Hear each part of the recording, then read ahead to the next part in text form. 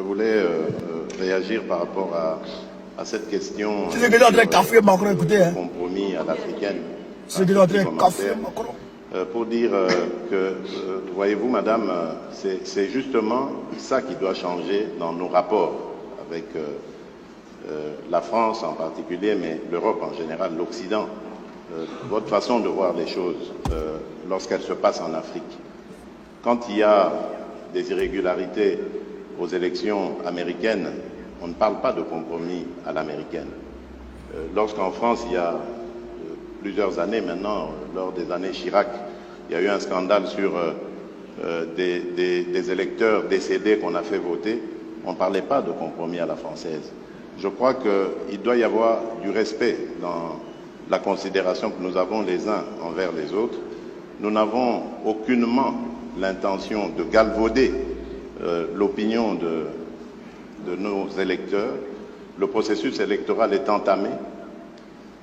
Nous avons tiré suffisamment la sonnette d'alarme pour dire que s'il y a risque de dérapage, ce n'est pas à cause des autorités du pays ni des responsables de la CENI, c'est simplement dû au fait que nous sommes un pays agressé par le Rwanda, l'agression à laquelle d'ailleurs a fait suite un déplacement massif de population, d'électeurs, qui pouvaient être en ce moment en train d'être enrôlés, mais qui malheureusement ne peuvent pas à cause du fait qu'ils sont loin de leur base.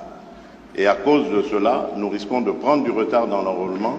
Et s'il y a retard dans l'enrôlement, il y aura retard dans le vote de la loi sur la répartition des sièges, parce que c'est très important, c'est en juin qu'elle doit intervenir, pour que nous puissions ensuite aller sur un processus électoral crédible.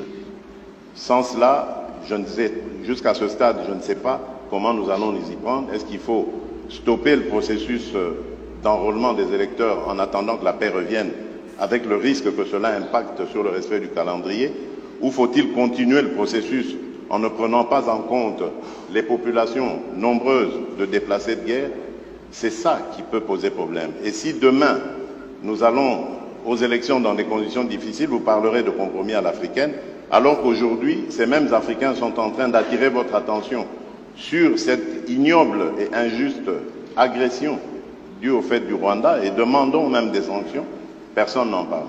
Voilà ce que je voulais apporter comme précision pour dire, ça aussi, ça doit changer dans la manière de coopérer avec la France et l'Europe. Regardez-nous autrement, en nous respectant, en nous considérant comme de vrais partenaires, et non pas toujours avec un regard paternaliste, avec l'idée de toujours savoir ce qu'il faut pour nous, et non pas pour...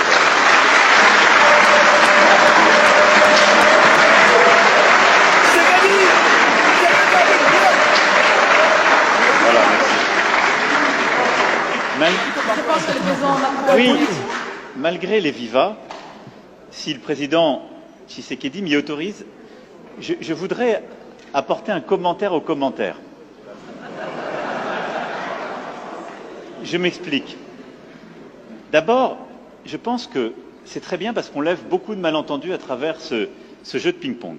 D'abord, je veux que vous sachiez que quand il y a des problèmes électoraux aux États-Unis d'Amérique ou en France, la presse française en parle.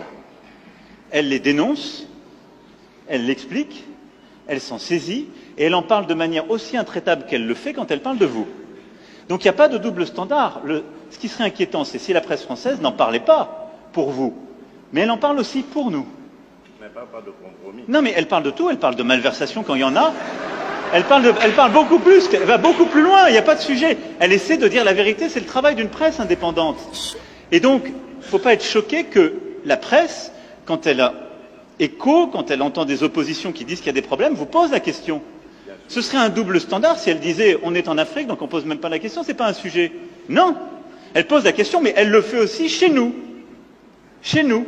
Et il se trouve que chez nous, quand il y a des malversations politiques, je ne voudrais pas que des malentendus s'installent, y compris quand on fait référence au président Chirac, il y a des procès qui sont faits. Et les gens sont condamnés. Parce qu'il y a une justice indépendante. Donc il y a une presse indépendante et une justice indépendante. Ça crée une démocratie qui est parfois vibrante. Alors je dis pas que c'est, on se fait attaquer, mais c'est très bien. Ça permet les alternances démocratiques et ça permet de bâtir par cette maïotique une vérité. Ça, c'est la première chose. Ne croyez pas qu'il y a un double standard. Ça n'est pas vrai. Ne croyez pas que ce soit de l'irrespect. Ça n'est pas vrai.